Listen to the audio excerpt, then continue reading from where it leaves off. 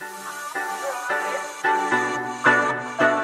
salut à tous et bienvenue dans cette nouvelle vidéo où aujourd'hui on va essayer de démystifier, si jamais tu as entendu un petit peu dans plusieurs formations ou plusieurs vidéos de tutoriels ou même sur internet d'un point de vue général, des mots-clés tels que ECMAScript, ES6, ES 2022, type module, CommonJS, tous ces mots-là, très souvent on arrive dans cet grand univers de JavaScript où finalement on a un petit peu du mal à essayer d'identifier à quoi servent ces différents mots-clés. Et bien justement, cette vidéo, je vais la faire dans le but d'essayer d'éclaircir un petit peu tout ça pour essayer de retracer un petit peu l'historique un petit peu de toutes ces évolutions-là pour comprendre un petit peu de quoi il en retourne. Et ceci étant dit, donc je te donne rendez-vous dans le premier chapitre où on va faire un petit point déjà sur l'historique des versions. Et dans un second temps, on verra quelques petits exemples. Je vais te donner 10 exemples de code qui a évolué avec le temps. Qu'est-ce que ES6 a apporté concrètement à l'univers JavaScript ? Comment les choses ont évolué dans le temps. Et on se donne rendez-vous dans le premier chapitre.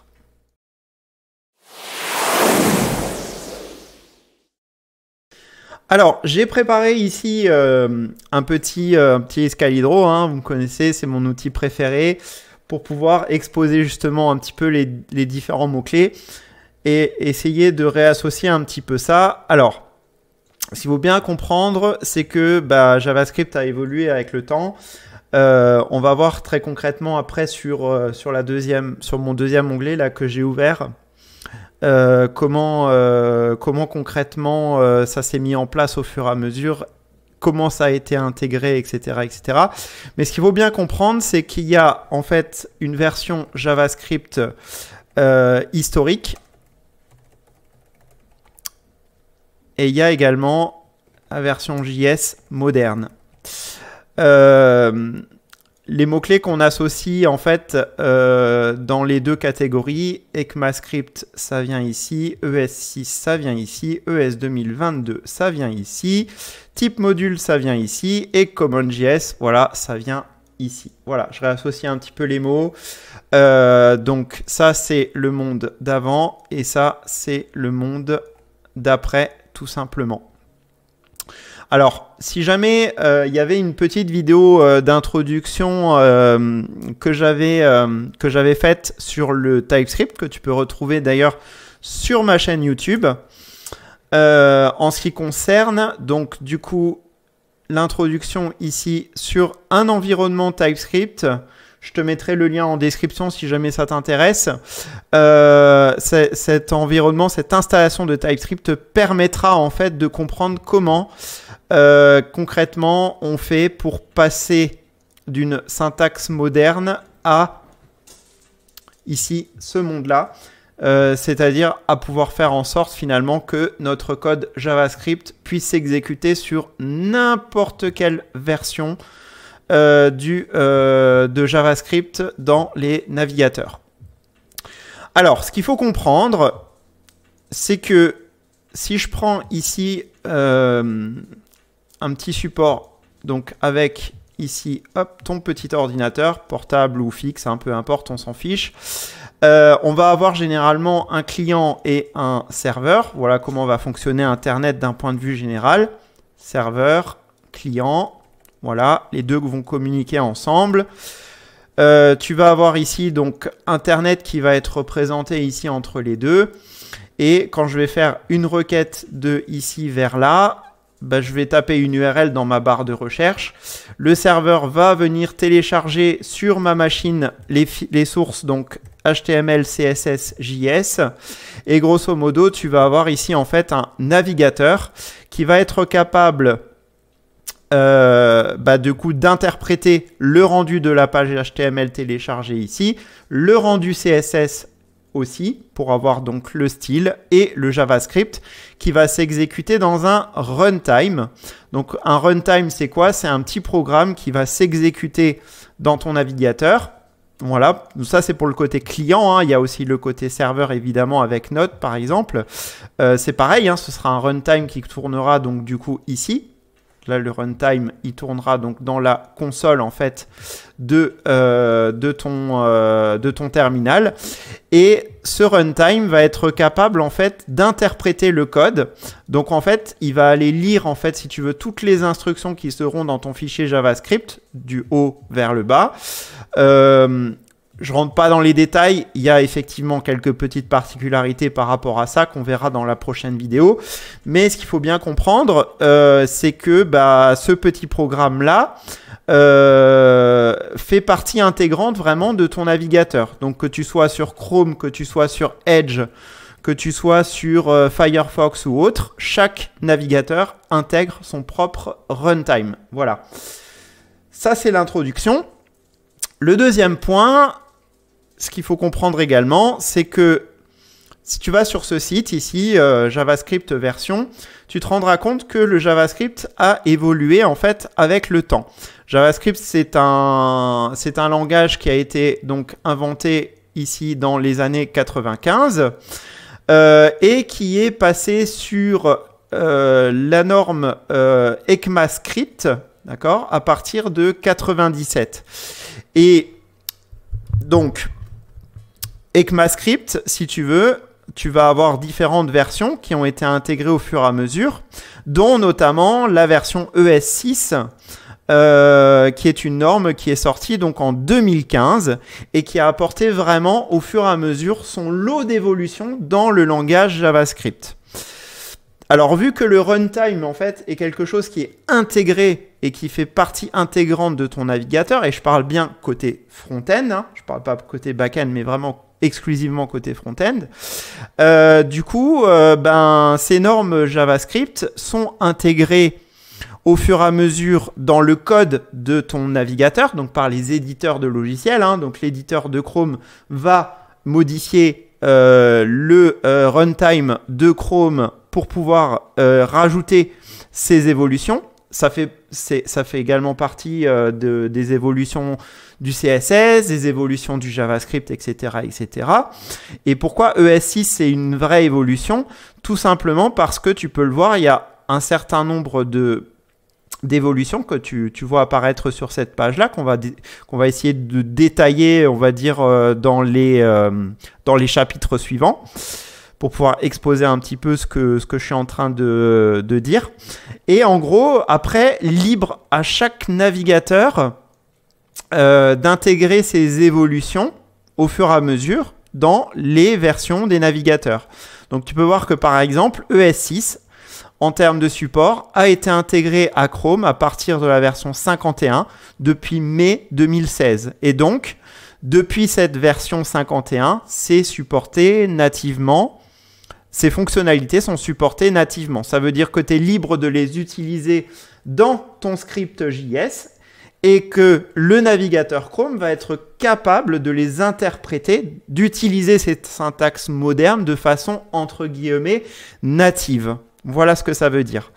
Edge à partir d'avril 2017, Firefox à partir de juin 2017, Safari donc pour iOS à partir de septembre 2016 et Opera à partir de juin 2016.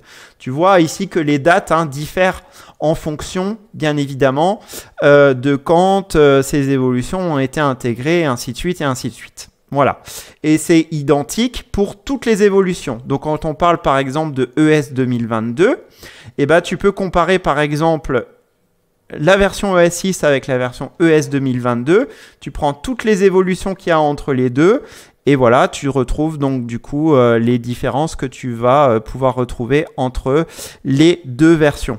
Pour retrouver ce site-là, c'est pas très compliqué, il suffit d'aller sur Google, tu tapes version JavaScript, tu tombes sur le lien en premier et voilà. Et donc ici, tu retrouveras tout l'historique de tout ça. Voilà, voilà. Maintenant, ceci étant dit, je te propose de passer au chapitre suivant où on verra concrètement, dans le code, déjà, comment est-ce qu'on va pouvoir utiliser ces syntaxes modernes en JavaScript dans un script HTML déjà pour commencer.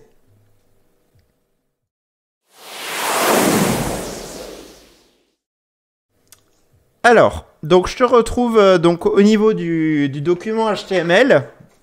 Alors, généralement, hein, quand tu construis un document HTML, donc tu as la partie head, la partie body, tu as le titre et tu as les éléments donc, qui sont visibles sur ta page à ce niveau-là.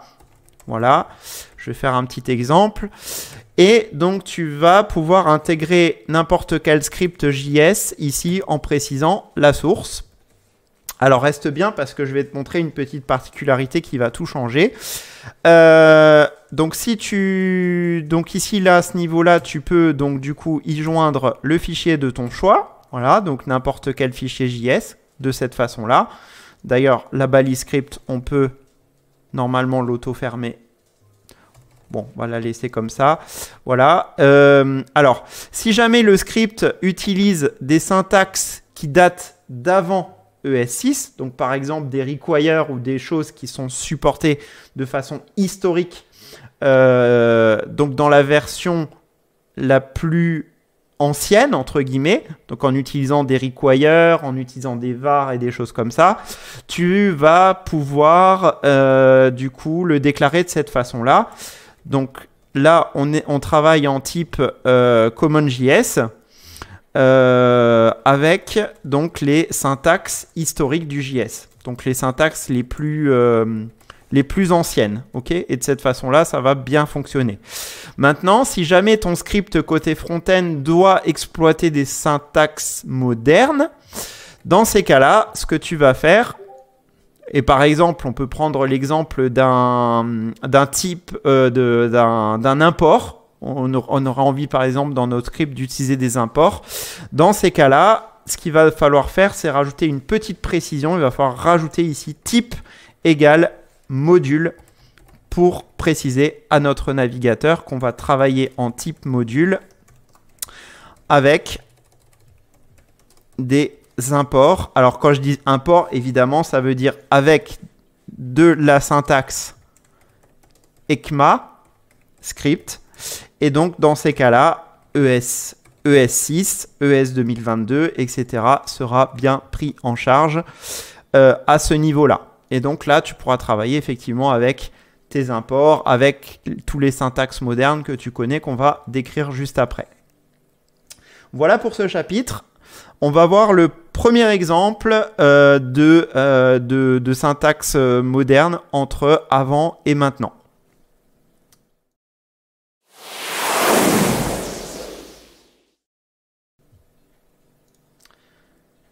Alors, la première grosse évolution, donc là, ce que je vais faire, c'est que je vais mettre ici mon écran avant et mon écran après, et je vais scinder en deux mes écrans, de telle façon à ce que tu puisses bien voir, voilà, ce que je fais ici. Première grosse évolution, hein, c'est la déclaration des variables. Voilà, que je vais mettre ici et ici. Et donc, comme tu t'y attends, avant, il fallait déclarer une variable en utilisant le mot-clé var. Ma variable égale 2. Voilà, ça c'est la syntaxe avant. La syntaxe après, c'est en utilisant une constante, ma var 1 égale 2. Ou alors, si je veux faire par exemple une variable modifiable, je vais pouvoir faire un let ma var 2 égale 3. Voilà, ça c'est la première grosse évolution. C'est qu'aujourd'hui, on n'utilise plus cette syntaxe-là. Donc là, on était en CommonJS. Aujourd'hui, on utilise la syntaxe ECMAScript, du coup. Donc, je fais bien attention aux mots-clés que j'utilise. Hein. Comme tu peux le constater, aujourd'hui, on va utiliser plutôt des constantes et des let. Voilà. Ça paraît tellement anodin, mais pourtant, c'est comme ça qu'on fait les choses.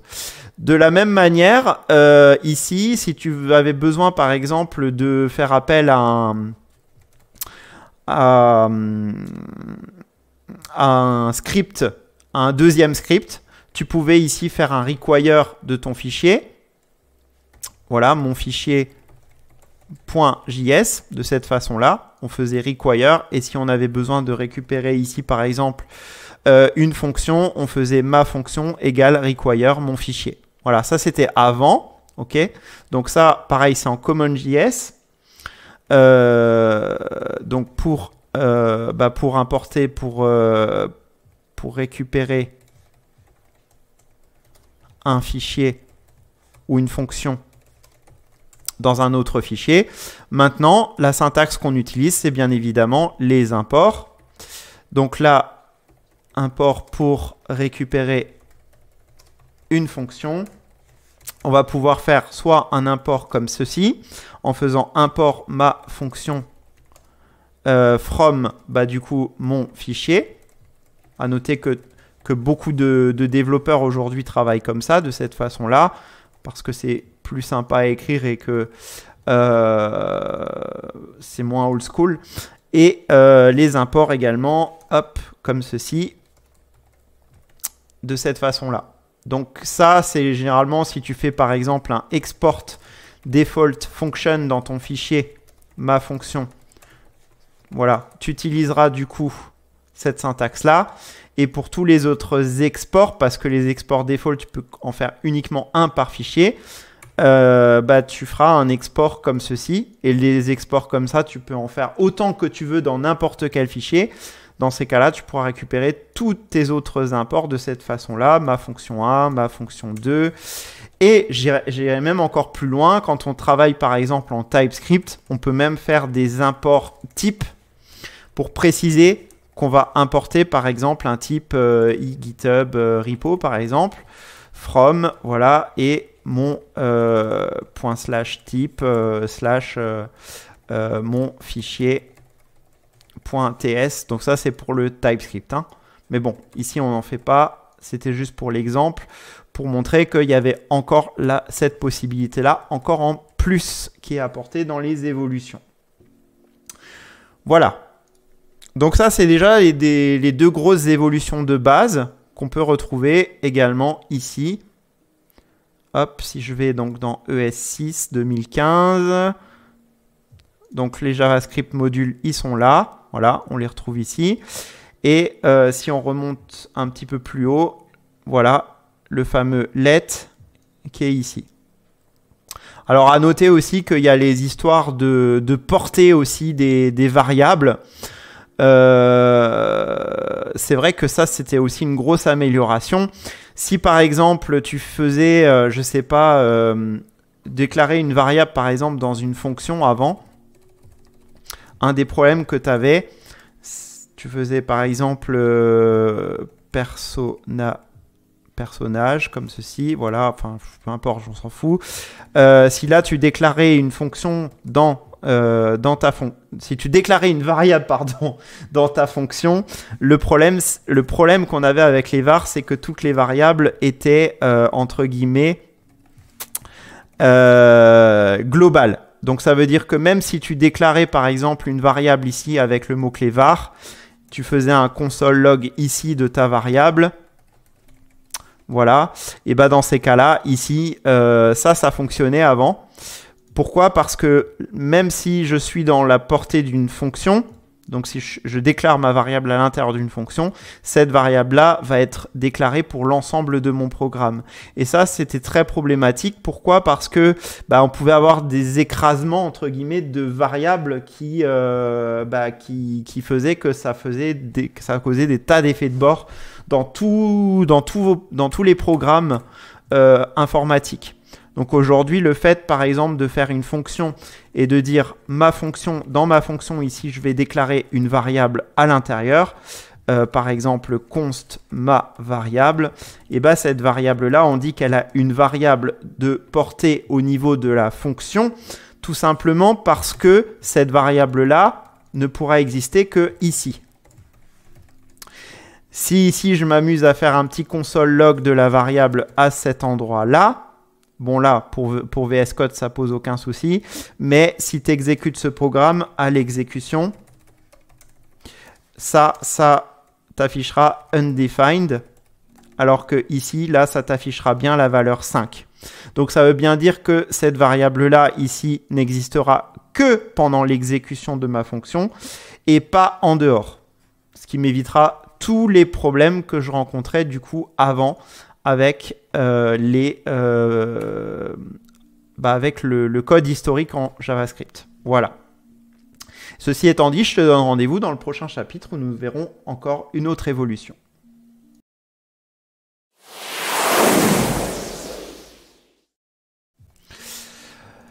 Dans ce chapitre, on va voir quelque chose qui est plutôt sympa. Je vais essayer de me mettre comme ça. C'est la syntaxe des fonctions. Alors, donc, que ce soit avant ou maintenant, on a la possibilité de faire des fonctions hein, dans n'importe quel contexte. Mais un des trucs qu'il faut comprendre également, c'est que quand tu fais une fonction add, par exemple a, b, ici je ne travaille pas en TypeScript, hein, donc je ne vais pas préciser les types, je fais return a plus b, voilà, ça c'était la façon de déclarer des fonctions avant, qui est toujours valable d'ailleurs aujourd'hui. Il y a une deuxième possibilité quand tu utilises de l'ES6, c'est d'utiliser les arrow functions, voilà. Et ça va nous permettre de nous simplifier la vie.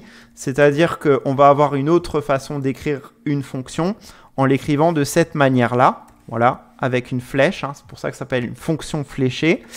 Donc on pourrait faire par exemple ici a,b et faire un return a plus b. Voilà, donc ça c'est une écriture moderne.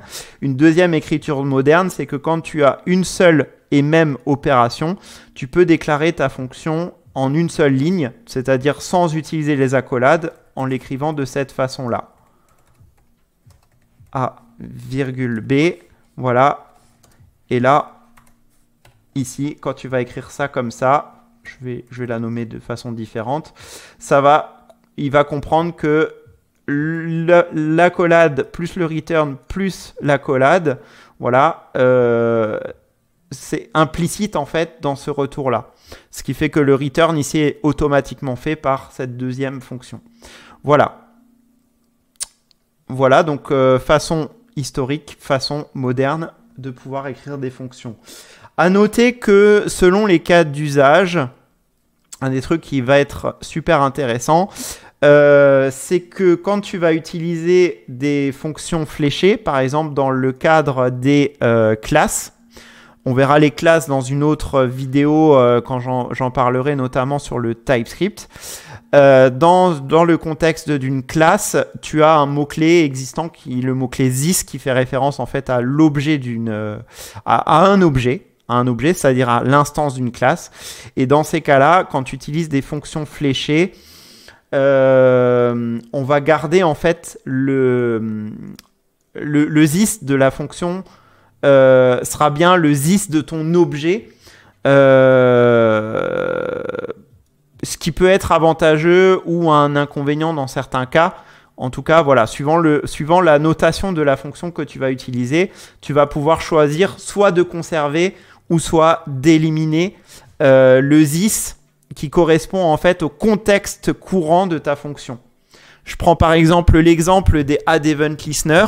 Quand on fait des add event listener avec des fonctions, la fonction va pouvoir conserver par exemple le contexte d'exécution de l'événement qui s'est produit au niveau du navigateur. Voilà.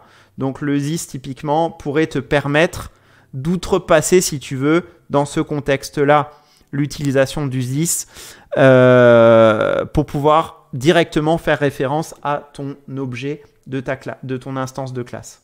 Voilà.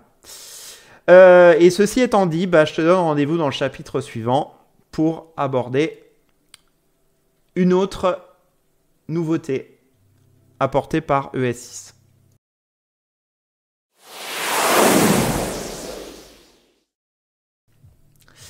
Dans ce chapitre, j'aimerais aborder une notion qui est relativement intéressante, que peu de développeurs...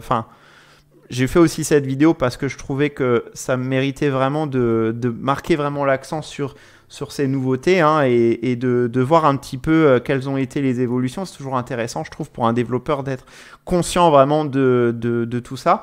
Avant ES6, un des trucs qu'on utilise très couramment, c'était notamment la concaténation des chaînes de caractères. La concaténation, si tu ne sais pas ce que c'est la possibilité de créer une chaîne de caractères à partir de plusieurs variables. Voilà. Donc, par exemple, avant, tu faisais un var message est égal à bonjour. Voilà. Et si tu avais, par exemple, une variable nom qui contenait ton nom, tu faisais plus nom, plus point d'exclamation. D'ailleurs, ici, j'ai oublié le petit... Voilà. Ici aussi. Maintenant, en termes de concaténation, dans les syntaxes récentes,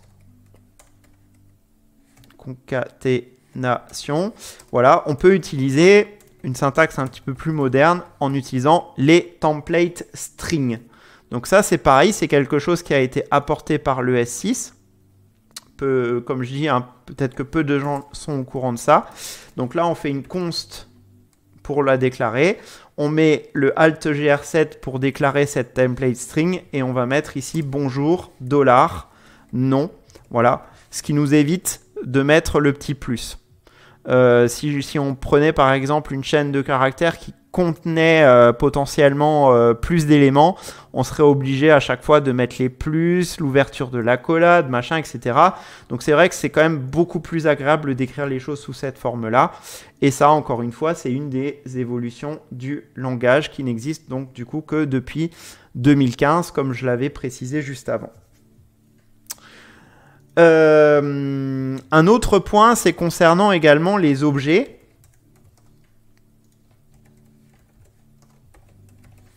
Voilà. Avant, c'est toujours valable hein, aujourd'hui, quand on déclarait un objet, par exemple, personne, qui contenait un objet, donc, qui contient donc du coup des clés nom, Yannick et par exemple âge de point 36. Oui, je sais, c'est mon âge, je commence à me faire vieux. On peut récupérer ce que contient l'objet en faisant tout simplement un var nom est égal à personne.nom. Voilà, comme ceci. Et si je veux récupérer l'âge, bah, naturellement, je vais faire personne.âge. Voilà. Donc ça, c'était la façon de faire avant. Elle est toujours valable, hein, on peut toujours se servir de cette solution-là. Mais il y a une solution qui est un petit peu plus moderne qui consiste à utiliser la déstructuration. L'avantage, c'est que je vais pouvoir écrire ces deux lignes en une seule en faisant donc ici, je déclare mon objet à ce niveau-là et je peux faire const. J'ouvre les accolades comme ceci et j'écris ici nom, âge est égal à personne. Et de cette façon-là, je vais déclarer en une seule fois la variable nom et la variable âge et je vais extraire en fait toutes les valeurs que contient l'objet personne. Je peux le faire aussi bien évidemment avec des tableaux. Hein. Si j'ai un tableau ici const âge avec un S qui serait égal à 30,31 ou même, tiens, je vais l'appeler nombre pour éviter d'avoir des conflits. Je pourrais éventuellement faire const entre crochets nombre 1, virgule nombre 2 est égal. Alors le égal, je le place bien évidemment après la fin du crochet, égal nombre. Voilà, et donc ça va me permettre de faire une déstructuration, un destructuring en utilisant les tableaux. Donc en utilisant les tableaux et les objets. Voilà, et ça, encore une fois, c'est syntaxe moderne. Donc voilà, très pratique et beaucoup plus rapide que d'utiliser les syntaxes d'avant, surtout si vous avez 50 variables à extraire de votre objet. Vous êtes obligé d'écrire 50 lignes, alors que là, on peut le faire en une seule et même ligne. On peut même filtrer, hein, si on a besoin de récupérer par exemple que l'âge, on peut le faire tout à fait de cette manière-là. Il va comprendre que la seule clé que je dois récupérer ici, c'est la variable âge, bien évidemment. Ceci étant dit, je te donne rendez-vous dans le prochain chapitre.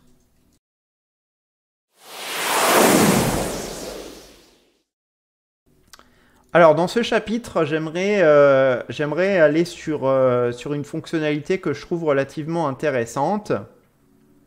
Reste bien jusqu'au bout, hein, n'hésite pas, encore une fois, bien évidemment, à t'abonner à la chaîne si jamais mes contenus t'intéressent. Il y a quelque chose qui est relativement intéressant dans l'évolution avant et après, c'est les paramètres par défaut dans les fonctions. À qui c'est pas arrivé, par exemple, de devoir faire une petite fonction présentation. Voilà, une présentation ou peu importe, on s'en fiche, hein, en vrai, ça a peu d'importance. Et on doit faire, par exemple, ici, la récupération d'une variable par défaut. Avant, il faut savoir que la récupération ici, on ne pouvait pas la faire directement au niveau des parenthèses. Ce qu'on était obligé de faire, c'était de faire un nom, de déclarer en fait, de redéclarer la variable nom qui était égale à nom ou du coup, et là de préciser la valeur par défaut à donner à ce paramètre-là. Voilà. Ça, c'était la syntaxe qu'on était obligé d'utiliser avant pour déclarer un paramètre par défaut. Pourquoi? Parce que historiquement, dans le JavaScript, on n'avait pas la possibilité de faire des affectations directes dans les parenthèses. Maintenant, on a la possibilité de pouvoir faire directement, de gérer ça comme ça. Voilà. Nom égale inconnu. Voilà. Donc, bien évidemment, il faut bien comprendre que si ma variable ici, nom, au moment de l'appel, contenait une valeur, par exemple, Yannick, voilà. Dans ces cas-là, mon paramètre nom contient la valeur Yannick. Et sinon, si jamais je ne l'ai pas précisé, bah, ça va prendre la valeur par défaut ici, hein, à ce niveau-là, lors de l'appel de cette fonction.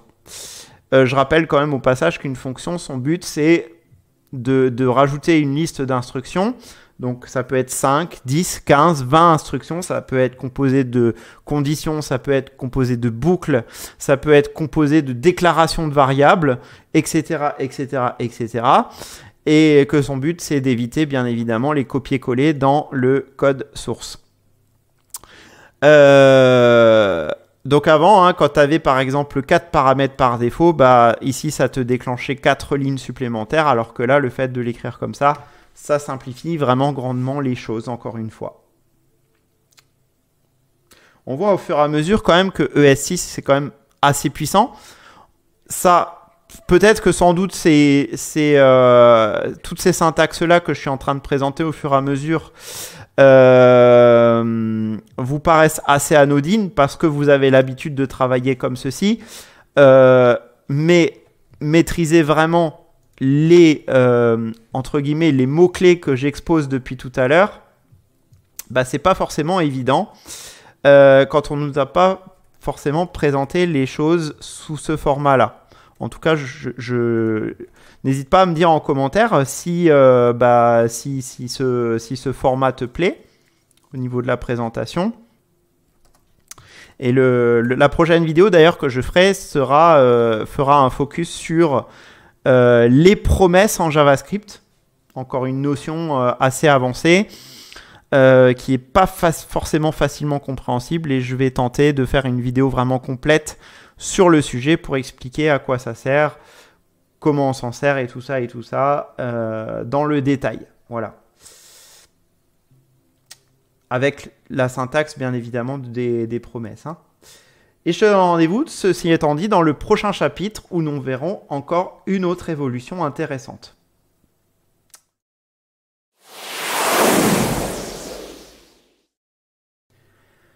Avant-dernier exemple de syntaxe que je trouve intéressante, que je souhaitais exposer dans cette vidéo, c'est l'utilisation de l'opérateur REST. Alors, et notamment lié au nombre de paramètres infinis. Alors, dans certaines conditions, on peut être amené, si par exemple on veut faire, je ne sais pas, une somme d'un somme de nombres, voilà, et on ne sait pas par exemple à l'avance combien est-ce qu'on voudrait passer de paramètres. Avant, ce qu'il fallait faire pour faire ce genre de choses, c'est déclarer ici une variable argument, voilà, et de déclarer ici une variable locale en utilisant en plus le mot-clé var, hein, donc c'est pas forcément super attrayant dit comme ça. Et on était obligé d'utiliser cette syntaxe-là, array.prototype.slice.call argument. Et là, à ce moment-là, votre variable argument vous permettait de récupérer un nombre infini de nombres. Donc si là, vous faisiez par exemple somme de nombres 1, 2, 3, 4, 5, 6, 7, 8, 9, voilà. Vous pouviez rappeler cette même fonction en lui passant par exemple un nombre d'arguments différents. Et donc là, grâce à cette syntaxe, vous pouviez récupérer autant de paramètres infinis. Mais évidemment, cette syntaxe-là, déjà d'une part, l'utilisation du var, comme on l'a vu tout à l'heure, c'est pas forcément ultra idéal à cause des histoires de portée. Mais en plus de ça, se rappeler de cette syntaxe-là, c'est pas quelque chose de forcément évident. Sauf éventuellement si on le manipule au quotidien. Dans ces cas-là, je pense qu'au bout d'un moment, on s'en rappelle, mais bon, c'est pas idéal. Pour faire la même chose en syntaxe moderne, on peut utiliser le paramètre rest. Donc, c'est-à-dire que je peux déclarer ma fonction somme de nombres et au lieu d'utiliser ça en 2 lignes, je peux directement utiliser un point nombre. Voilà. Et du coup, ici, mon point nombre pourra contenir autant de nombres que je le souhaite. Donc, je peux faire les choses de la même façon ici. Et donc, du coup, là, voilà, je récupère un tableau qui contient... je récupère un tableau, en fait, dans la variable nombre. Et je peux, bien évidemment, en utilisant, par exemple, la déstructuration, dire je veux récupérer le nombre 1, le nombre 2... qui sera égal donc du coup à mon tableau de nombres que je récupère ici en paramètres. Ou alors je peux le boucler dessus, je peux faire après tout ce que je veux. On voit que entre le avant et le après, c'est quand même, voilà, encore une fois, beaucoup plus pratique à écrire. Je te donne rendez-vous dans le dernier chapitre d'exemples autour des syntaxes ES6.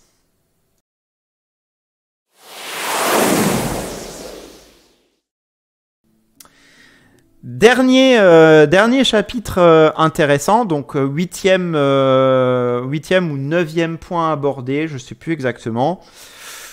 Il y en a d'autres, hein, évidemment, mais j'essaye de prendre ce qui est... j'ai essayé de prendre pour cette vidéo courte quelque chose...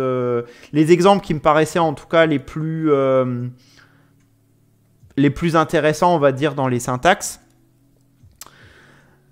Et sur cette dernière notion, je voudrais qu'on vienne sur le fameux spread operator.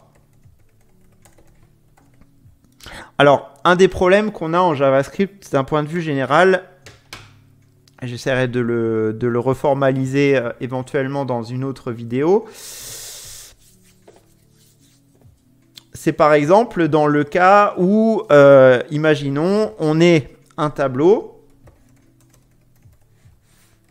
array1, qui serait égal par exemple à un tableau de nombres, comme ceci, 1, 2, 3. Et on aurait envie de faire un deuxième tableau qui reprend la liste de tous les éléments du premier tableau. Avant, pour faire ça, il fallait qu'on passe par une fonction spécifique, la fonction concat. Voilà, cette fonction-là, ça rendait la chose possible 4 et 5. Et là, vous obtenez dans array2 un tableau qui contient 1, 2, 3, 4, 5. Voilà, ça c'était avant. Donc là, je donne l'exemple pour fusionner des tableaux. Hein. Ça va être aussi pour plein d'autres opérations, comme notamment dans React, pour ceux qui font du React.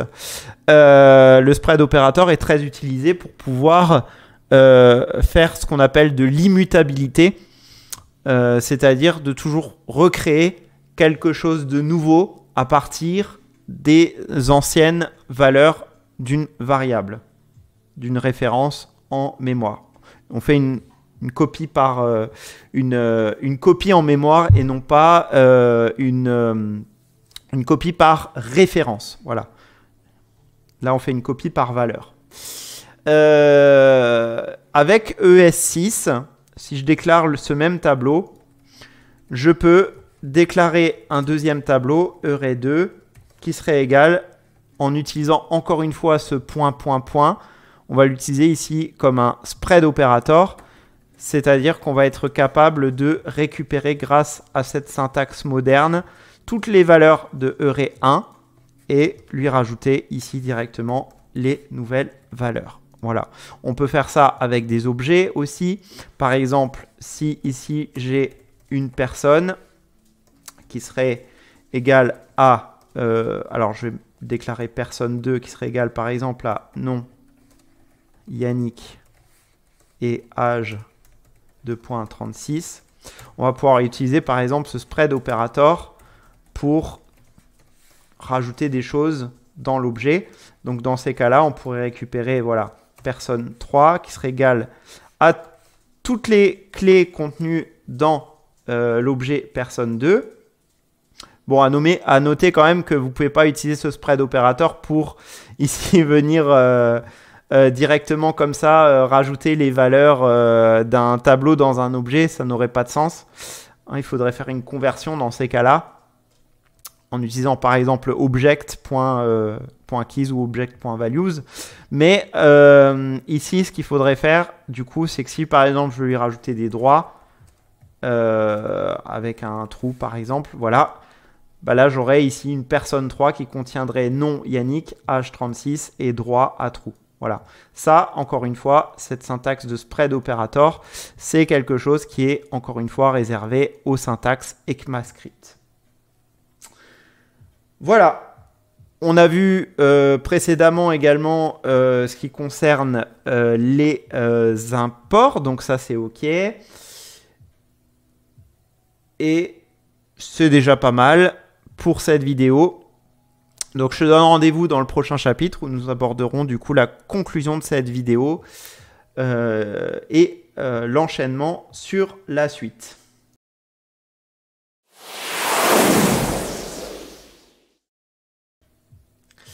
Alors, une des fonctionnalités intéressantes qu'on rencontrera également sur le JavaScript ES6, c'est, voilà, je pense que on va arrêter le suspense, c'est l'utilisation des promesses. Alors, je ne vais pas tout de suite en parler de l'utilisation des promesses et justement, je laisse ça à la vidéo suivante. Donc on verra, on abordera vraiment ce point en détail dans la vidéo suivante. On verra un petit peu à quoi ça sert tout ça, comment est-ce qu'on écrit les choses. Et je montrerai tout ça à travers des exemples précis pour tenter de démystifier vraiment enfin dans une et même vidéo. Pourquoi est-ce qu'on a besoin des promesses? En quoi le JavaScript a été révolutionné grâce à cette nouvelle syntaxe des promesses et essayer de démystifier un minimum le fonctionnement, comment ça fonctionne les promesses, comment on s'en sert et tout ça et tout ça. Voilà. Je fais une petite outro, donc voilà pour ce petit tour rapide des nouveautés ES6. Abonne-toi pour d'autres astuces modernes en JavaScript et n'hésite pas à me dire en commentaire quelles sont là ou les fonctionnalités qui t'ont changé la vie depuis l'apparition de ces nouvelles syntaxes. On détaillera donc, comme je l'ai dit, dans la prochaine vidéo, l'utilisation du coup des promesses. Et on verra dans les chapitres successifs d'autres d'autres vidéos concernant notamment l'utilisation du TypeScript. On verra aussi, ça me permettra aussi d'enchaîner sur un truc intéressant qui est les types génériques. Voilà, je te donne rendez-vous dans une prochaine vidéo. Merci d'avoir regardé la vidéo. N'hésite pas à t'abonner, n'hésite pas à commenter. Ciao.